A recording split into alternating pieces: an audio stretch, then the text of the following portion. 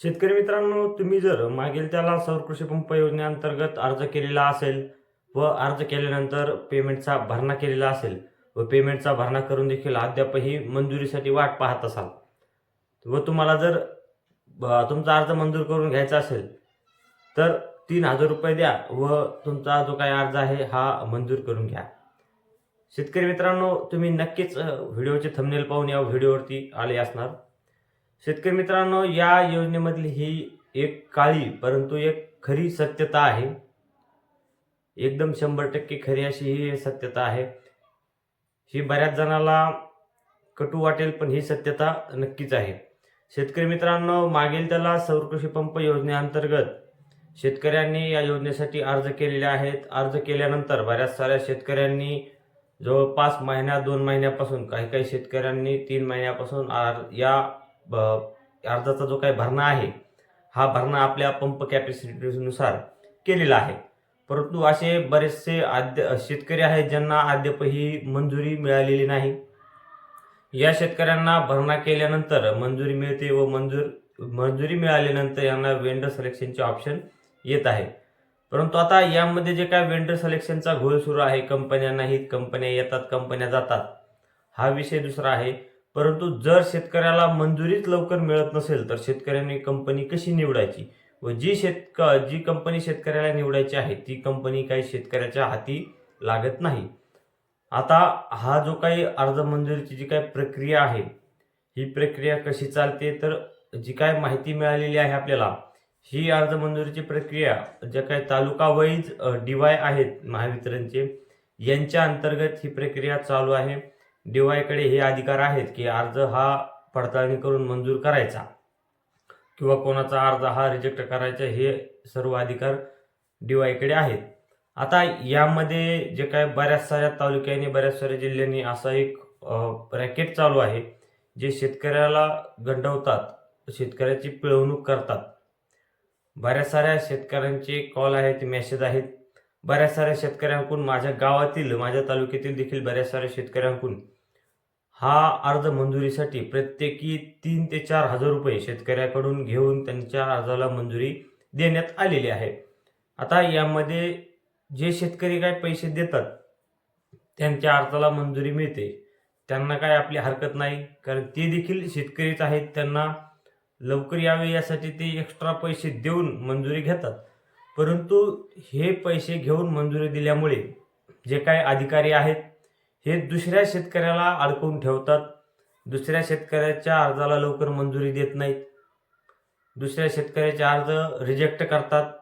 काही कारण नसताना रिजेक्ट करतात. फक्त कागदपत्र रिअपलोड करा म्हणून सांगतात. अशा प्रकारच्या ज्या काही भूलथापा आहेत ह्या शेतकऱ्याला देत आहेत. आता याच्यामध्ये जे काय आहे हे एजंटनुसार केले जात आहे. स्वतः महावितरणचे जे काही अधिकारी आहेत यांच्याकडून ₹1 घेतला जात नाही. परंतु जे काही मध्यस्थी एजंट आहेत अशा एजंट करून देखील शेतकऱ्याकडून पैसे घेऊन शेतकऱ्याच्या अर्जाला मंजुरी देण्यात येत आहे. परंतु ज्या काही शेतकऱ्याने एजंटला पैसे दिले नाही, एखादा जर शेतकरी एजंटच्या क्रॉस गेला तर त्या शेतकऱ्याचा अर्ज हा रद्द केला जातो, अपात्र केला जातो, रिजेक्ट केला जातो. अशा प्रकारची कार्यवाही त्या शेतकऱ्यावरती केली जाते. आता याच्यावरती आळा कोण बसवणार, कसे बसवणार? त्यानंतर जे काही कंपन्यांची मनमानी या योजनेमध्ये सुरू आहे, ही देखील कंपन्यांची मनमानी अजूनही थांबायला तयार नाही. आता या मंजुरीच्या याच्यामध्ये शेतकऱ्याला, सर्वसाधारण शेतकऱ्याला सरळरित्या मंजुरी एवढ्या सोप्यात भेटत नाही.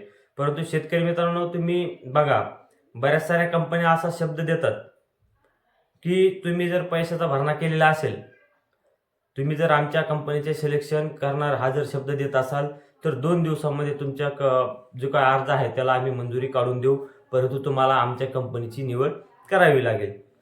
तर हा विचार करण्याची गोष्ट आहे. जो शेतकरी 1-2 महिन्यापासून पेंडिंगला आहे, वाट पाहत आहे मंजुरीसाठी, तो जर एखाद्या कंपनीच्या वेंडरला किंवा एजंटला जर शब्द देतोय की मला अर्जाला मंजुरी मिळवून द्या, मी तुमची कंपनी निवडत आहे, त्या शेतकऱ्याला फक्त अर्ध्या तासामध्ये, 1 तासामध्ये अर्जाला मंजुरी मिळते व त्या शेतकऱ्याला ती कंपनी नाईलाजास्तव का होईना निवडावी लागते.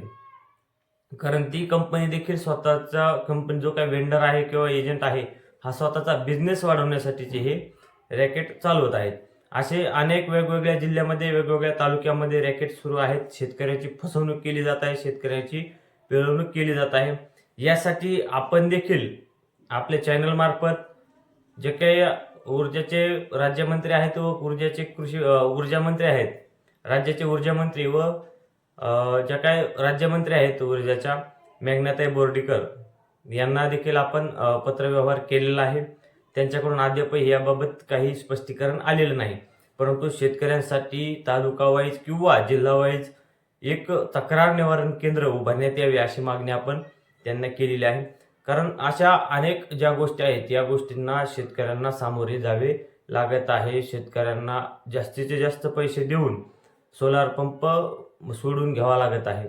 आता यामध्ये अजूनही जर या गोष्टीची नीट सखोलाची चौकशी जर झाली तर यामध्ये स्पष्ट दिसून येईल ज्या शेतकऱ्याचा अर्ज या गेल्या मागील 2 महिन्यातील आहे त्या शेतकऱ्याचा अर्ज पैसे देऊन मंजूर झालेला आहे.